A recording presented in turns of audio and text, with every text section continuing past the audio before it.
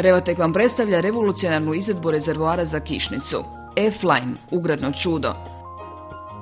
Sa samo 65 cm visine rezervoara, 1 metar potrebne ugradne dubine, F-Line znatno smanjuje potrošnju i troškove uređaja za zbrinjavanje kišnice. Tako, na primjer, nije potreban široki radni iskop i kosi nasip.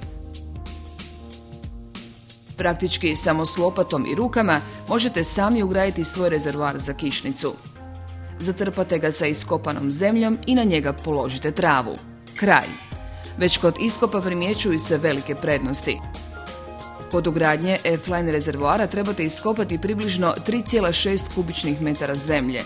Kod cilindričnog već 9 metara kubičnih, a kod betonskih cisterna cijelih 14 kubičnih metara zemlje.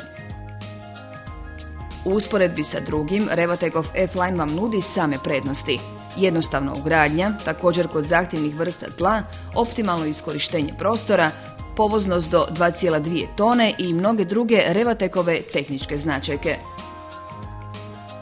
F-Line je trenutno dobavljiv u veličini od 1500, 3000 i 5000 litara. Ostale informacije o kompletnim sistemima možete naći u poglavlju Dodaci i u tvrtki Larix, tvrtki s najboljim rješenjima.